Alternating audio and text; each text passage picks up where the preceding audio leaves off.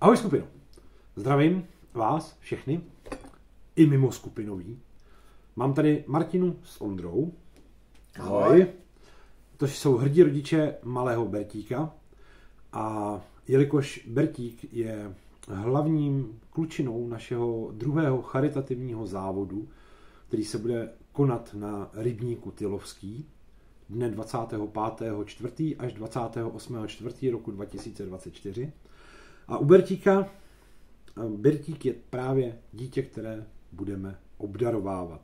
Respektive bude ještě druhé dítě, ale k tomu vám pak ještě něco řekneme. Teď vám chci představit rodiče Bertíka a chceme vám říct, proč to děláme, za jakým účelem ty peníze půjdou a taky za účelem toho, k čemu to pomůže všechno.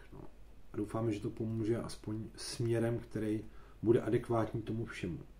A já, jelikož nejsem žádný doktor, takže poprosím Ondru, aby k tomu něco málo řekl, aby nám sdělil vlastně, co Bertíkovi je a proč ty peníze potřebují. Tak, jestli můžu. jdem na to. Bertíček se vlastně narodil s vrozenou vývojovou vadou a má zdeformovaný hrudní obratle, který způsobují, že má atrofii míchy. To zní hrozně odborně a znamená, představte si to jenom tak, že vlastně jeho mícha se chová, jako kdyby byla po úrazu. To zapříčinuje, že má vlastně omezenou hybnost nožiček a jelikož to nejde operovat, tak vlastně využíváme neurorehabilitační programy a snažíme se tu diagnózu přemoct. Není na to oficiálně lékařská pomoc, nebo není na to žádná nic, co by nám jinýho pomohlo, takže vlastně jezdíme týden, jednou jezdíme do Sáremy v Liberci, která sídlí v Jedličkově ústavu a poskytuje tyto neurorehabilitace. Pak má vlastně Bertík týden klid, aby vstřebal to, co vlastně se tam za ten týden nacvičilo, aby toto tělo vstřebalo. A pak vlastně další týden jezdíme do neurocentra Cortex, který je v Praze, takže vlastně den co den se vlastně jezdí na cvičení, kde vlastně 2 hodiny Bertík cvičí a pak to vlastně to tělíčko zase vstřebává. Je to ještě doplněný speciálníma pobytovejma vlastně neurorehabilitacema, které probíhají v centru Hájek, to je u Plzně a bohužel ani tahle léčba není hrazená pojišťovnou.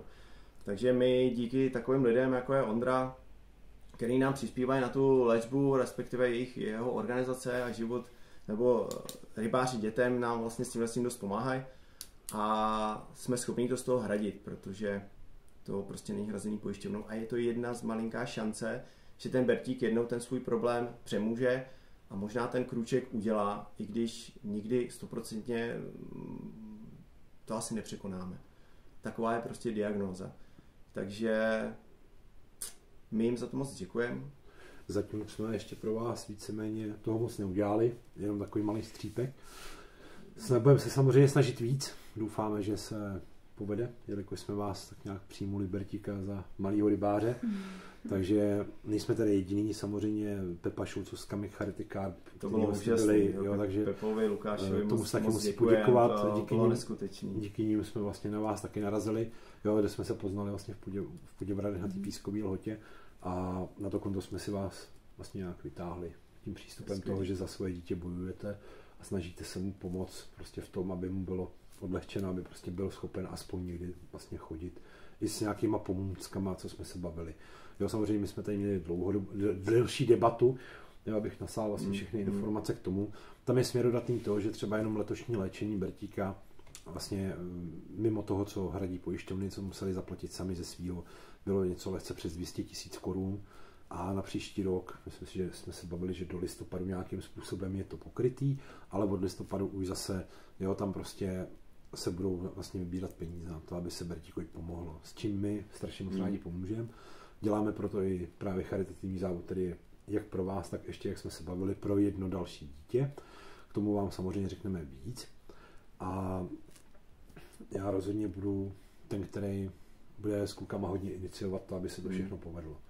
Já prozatím poděkuju, jak tobě, tak tobě, Martinko. A uvidíme, co se povede. Ale dárci teďka můžou vidět, o koho jde. Bertíka samozřejmě potom taky ještě třeba jde, dotočíme časem, aby ho viděli. Viděli ho teďka chviličku, já tam určitě použiju video, kde nám říká o rybičkách, na to, že mu je vlastně 2 a kousek roku, tak je to úplně super. Takže já určitě dopředu poděkuju všem dárcům, kolegům, partnerům, sponzorům, kteří do toho půjdou s náma a budu doufat, že to bude super, jako vždycky. Tak ještě jednou díky a rozhodně to není střípek, co děláte. Díky moc a uvidíme se na Tylovském rybníku. Díky, super. Děkujeme. Tak zatím ahoj skupino. Čau, čau. Ahoj. No, a žebřece. Tady máme pstruha obecního mořského. A tady máme, jak má na sobě ten proužek, co jsme říkali, že to vypadá jako duha. A proto to je pstruh. Správně, super. Tady se podíváme něco, co známe my u nás. Tady u nás to je hlavatka a my najdeme ty tlouště, co na ně koukáme na jízeře, když je chytají. Tohle znáš? Co to je? To není, to je plotice. Najdeme je, hele, tady ho máme. To je on, co ho tam chytli. Co ho tam ten pán chytil? Jelec tloušť. Tohle je jelec proudník, jelec jeseny až tady. Jak řekneš? Jelec jesen. A najdeš tam pstruha, jak jsme se ukazovali? Tak, vrátíme to. Teda pstruha. Sumce. Schválně, jestli pozná, který je sumec. Tak, vrtíčku. Co je tohle? Sumec. Tak. Jo. Hele, a sumec má fousy nebo nemá fousy? Co? Má fousy, tady, podívej, tady má sumec fousy. A co je tady? Sumeček. Správně.